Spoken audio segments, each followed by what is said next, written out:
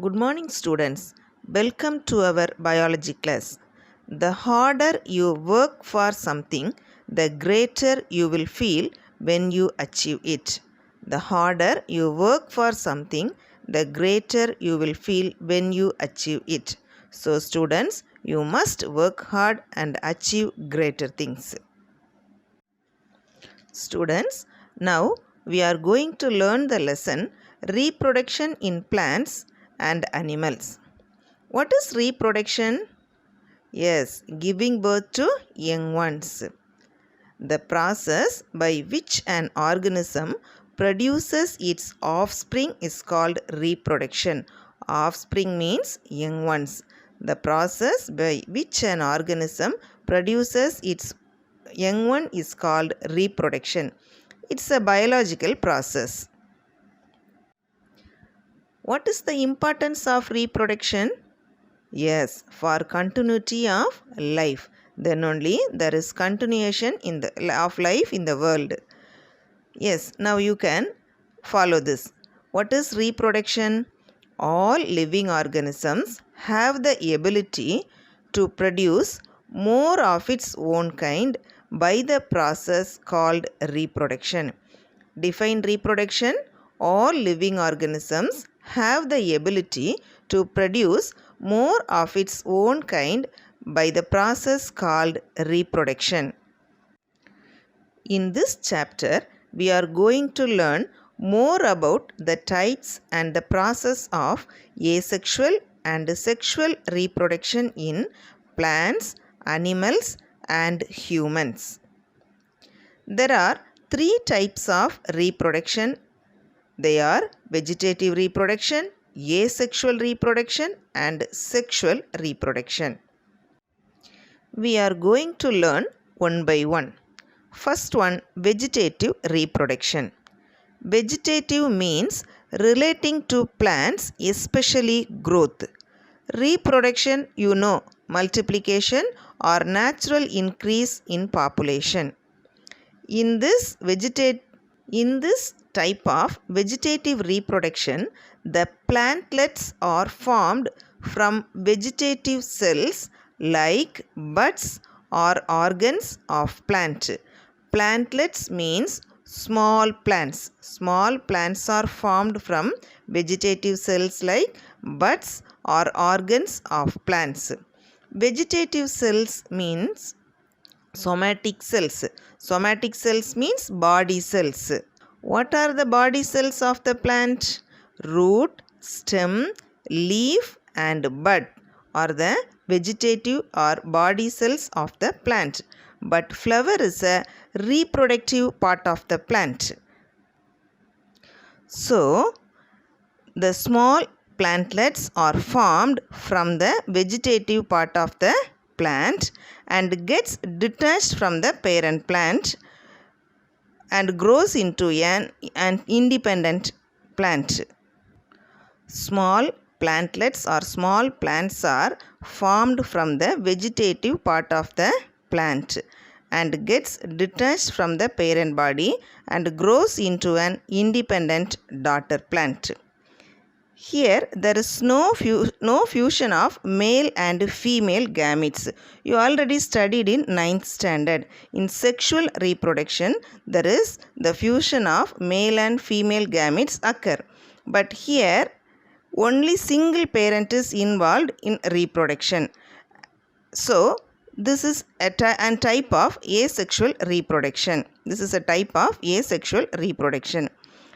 The daughter plants are genetically similar to the parent plants. Vegetative reproduction takes place through leaves, stems, roots and bulbils. These are the vegetative parts of the plant. First one, leaves. Look at the picture. Have you seen this plant, Bryophyllum? It's a medicinal plant used to cure kidney stone and also known as miracle leaf plant. In Tamil, it is known as Katti Pottal Kutti Podum. The leaf is fleshy or succulent. The leaf of Bryophyllum is broad and has notches at its margin. What are notches? Notches means small cut in the margin. Small plants or leaflets arise from the notches. Small plants arise from the notches. When the small plant detach or separate from the parent plant, it will become a new plant. So, in bryophyllum, small plants grow at the leaf notches. Thus, vegetative propagation takes place through leaves in bryophyllum. Next, stems. In strawberry plant, mint and chrysanthemum, have you seen the stems? The stems are very weak.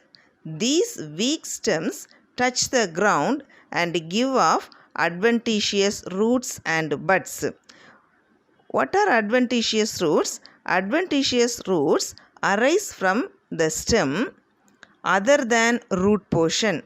Usually, root always arises from the root portion. In some but here the roots arise from the stem portion. So this is called adventitious root. When the connections with the parent plant is broken, the offspring becomes independent. Adventitious root arise from underground stem also. Example, ginger and turmeric. In our daily life, we can see rose plant and moringa. How can we reproduce rose plant and moringa? Yes, stem cuttings. We can take a small stem from the mother plant and place it in the soil. Then it will produce a new plant. This is also vegetative propagation. So, vegetative propagation takes place through stem in mint, strawberry, ginger, turmeric, moringa and rose plant. Next one, root. Vegetative propagation occurs from its own root, that is tuberous roots. Tuberous roots can be used for vegetative propagation. What are tubers? Tubers are swollen portion of the underground stem and produce shoots that grow into a new plant. Example for this are asparagus, potato and sweet potato. You see, look at the picture. What is this? Sweet potato. This is a tuber-like structure. The tuberous roots can be used for vegetative propagation. Here, vegetative propagation takes place through root. Bulbils. In some plants, the flower bud modifies into bulb, which are called bulbils. Bulbils are small bulb-like structure which is mainly present in the axil of leaf and stem. You see the picture. This is a agave plant. Agave plant bears bulbils which fall on the ground and forms a new plant. When these bulbils fall on the ground and forms a new plant, bulbils are small bulb-like structure which is mainly present in the axil of leaf and stem. Example for this are agave, lily, onion and garlic. Here, vegetative propagation takes place through bulbils. Students, this vegetative propagation takes place through stem, leaves, roots and bulbils in plants. Now, let us watch this video, then you can clearly understand about vegetative propagation. Vegetative reproduction, the process of reproduction in which a plant reproduces from its body parts like root, stem, leaves, spores, etc. is known as vegetative reproduction. Reproduction from stem. Some plants can grow from the stem cutting. Let us see some examples. Some plants reproduce by the underground stem. Let us see some examples of such plants.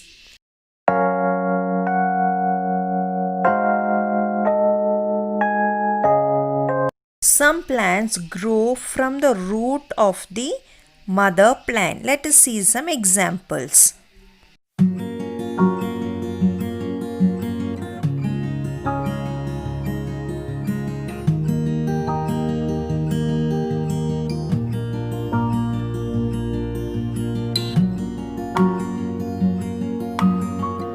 Reproduction from leaves.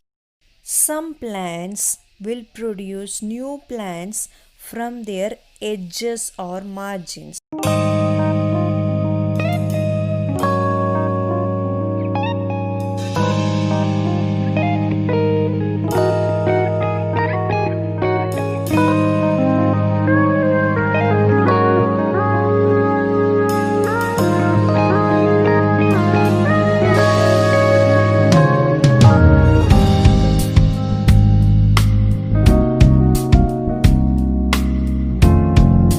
Students, I hope you understood about vegetative propagation. Students, shall we recall this vegetative propagation? Yes. What is reproduction? All living organisms have the ability to produce more of its own kind by the process called reproduction. Good. Next, what are the three types of reproduction in plants? Yes, vegetative reproduction, asexual reproduction and sexual reproduction. Okay. Next question. What are the vegetative parts of the plant? What are the vegetative parts of the plant? Leaves, stem, roots and bulbils. Give an example for each. Leaves, example bryophyllum. Stem, example mint. Roots, example sweet potato. Bulbils, example agave, garlic, etc. Okay, very good students. Name some plants which propagate through stem. Chrysanthemum, ginger, moringa, rose plant, mint, strawberry. Okay, good. Students, you also try vegetative propagation in your home. Okay, you can try stem cutting of rose or mint plant and bring it to school when you come. Okay, thank you students. Learn the homework and write one time. Homework is given below.